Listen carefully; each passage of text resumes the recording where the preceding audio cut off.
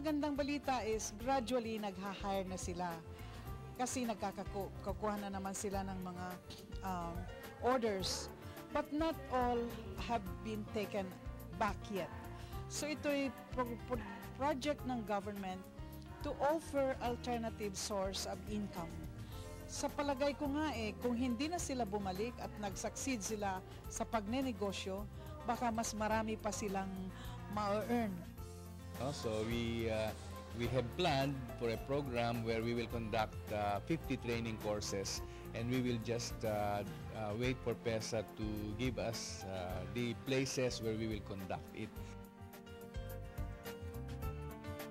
Sa okasyong ito, ang Technology Resource Center ng DOST ay naghain ng kanilang programa para sa mga interesadong magsimula muna ng isang maliit na negosyo habang walang trabaho.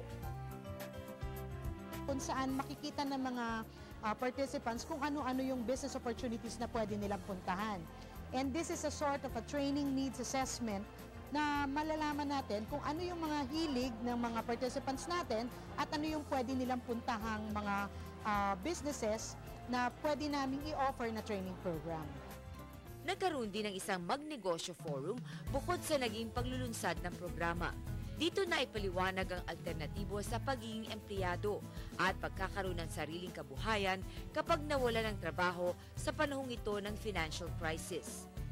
Sa forum, nagbigay din ng inspirasyon mula sa pagpapatunay ng mga nagtagumpay sa pagsasailalim sa training programs ng TRC. Ilan sa mga forum participants ay pinalad namang nakapag-uwi ng business starter kits mula sa TRC.